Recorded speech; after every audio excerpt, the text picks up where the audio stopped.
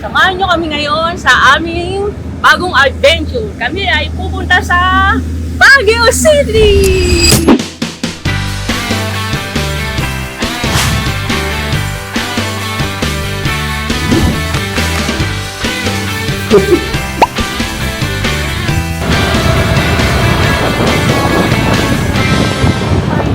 Bye, doggy.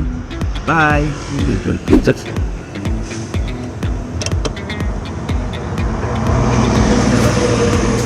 And then let's go. Senyas. OBR. Yan.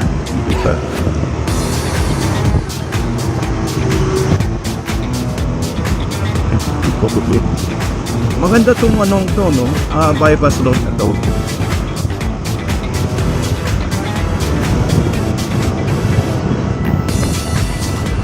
Mas pinili nga namin tong daan na to kasi kung dadaan kami ng malood, mas marami kang bayan na dadaanan, which is baka ma-traffic. And today is Friday, kaya mas pinili namin dumating ko sa bypass road. So dadaan tayo ng Gapan, San Miguel, Bulacan, Gapan at Cabanatuan. Okay? Alright, so andito na tayo sa Cabanatuan. Ayan po ang kanilang welcome art. So officially,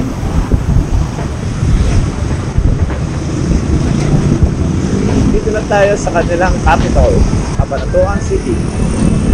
Alright?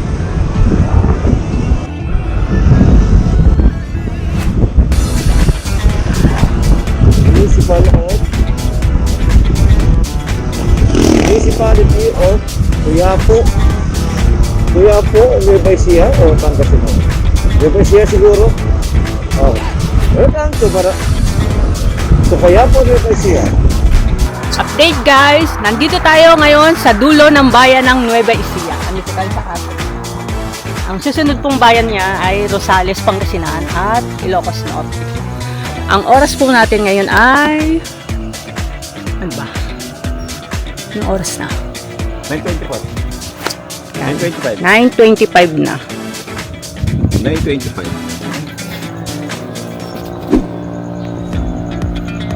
So, update namin kayo uli sa susunod na bayan ng Rosales at sa aming pupuntahan.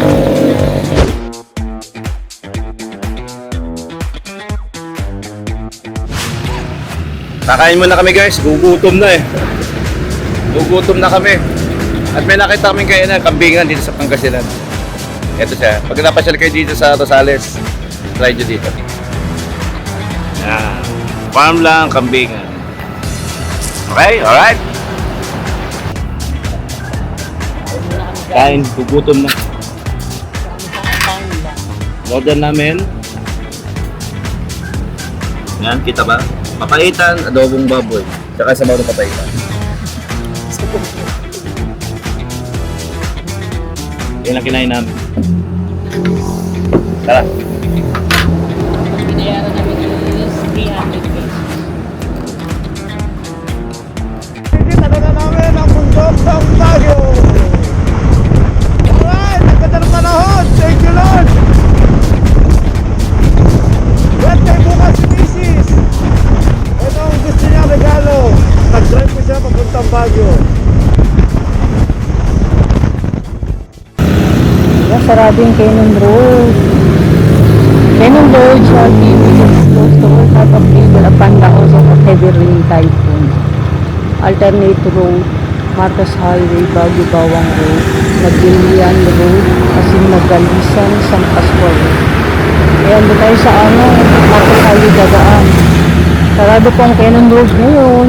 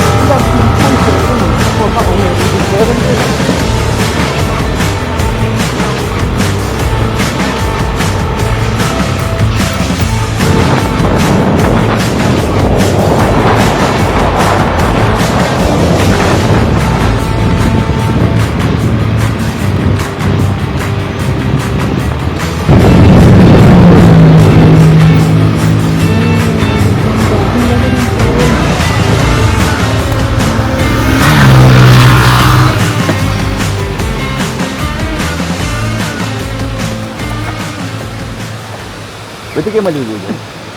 Ayun, Ayun, may bridge pa. May bridge. Eh.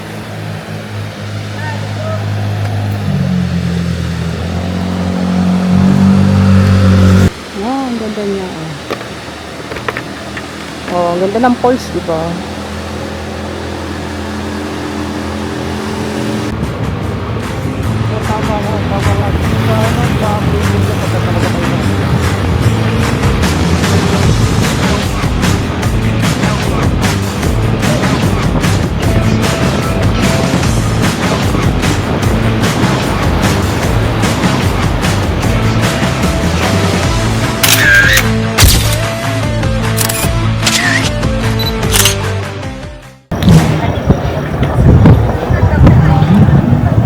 Strawberry farm.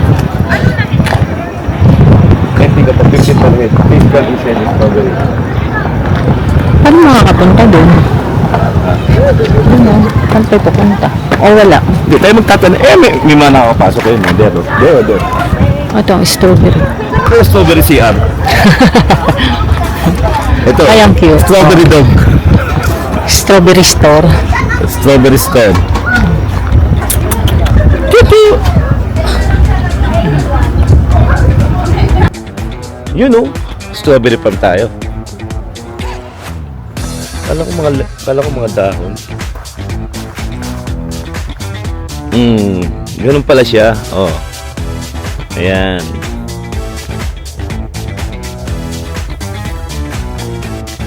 Yun, ganun pala yun.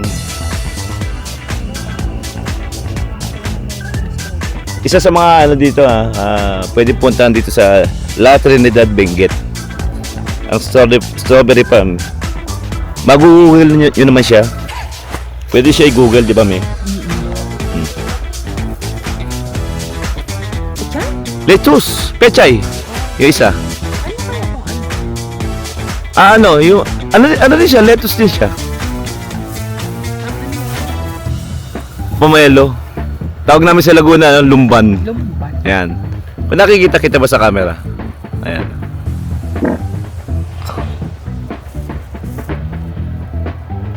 So itong paligid na La Trinidad Benguet.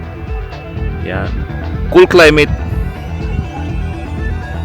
Ayan naka-jacket kami. Ito yung mga kabayan sa La Trinidad Benguet. Ayan. Cool climate, medyo fresh air. Malapit tayo sa langit kasi ayan lang yung ulap ang baba. So sana ito siya. So ayan isa sa mga pupunta nito. Itong strawberry farm tsaka yung mga farm siya ng mga iba't pang gulay. Yung halaman ng strawberry akala ko ayan. Akala ko yung oregano. Yung oregano hindi pala bali. Ayan. So ganun siya. At ang sabi ng tao sa labas dito, hanggang 5 lang daw to. So dapat bumalik na kami.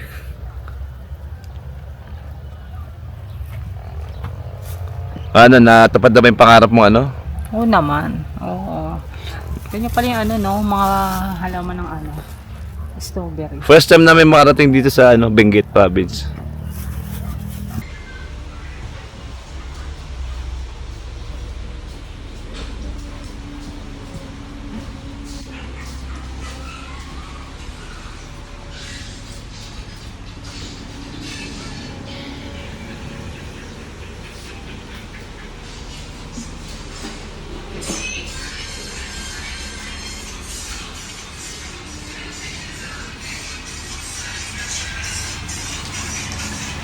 Daddy! Pagod siya. Yung kitchen. Ito ang CR. Ano siyang heater. Very good.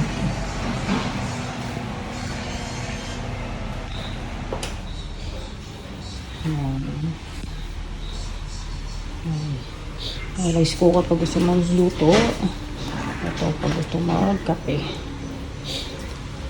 And then, yeah, meron pa siyang isang terrace. Diba? Tapos, ayan ang bubungad sa'yo. Strawberry farm.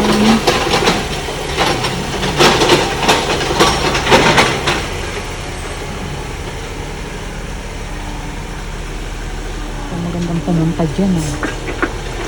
Malapit lang.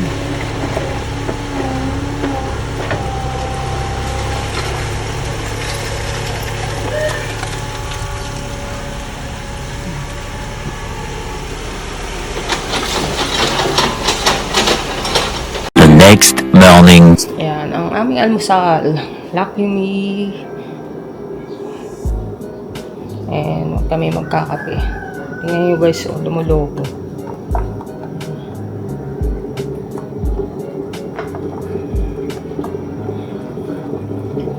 Ayan. Lumulo na ang aming tubig. Ayan. Ang ating elevation ay 1,320. Ayan. 106 degrees. Elevation. La Trinidad Cordillera. Elevation niya 1,320. Ako pa ba lang?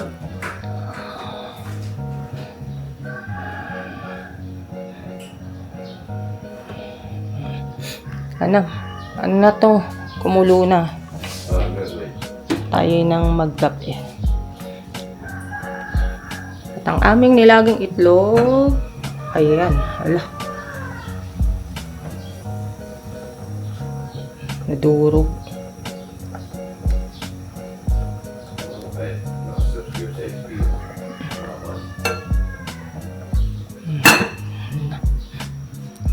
Kain mo na kami guys. Ayan.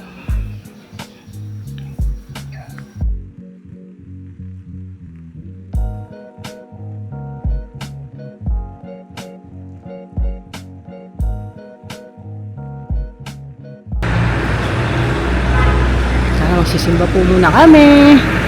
Tara. Today is July 18. It's my day. Wala, mukhang may ikakasal pa ata. Magsimba.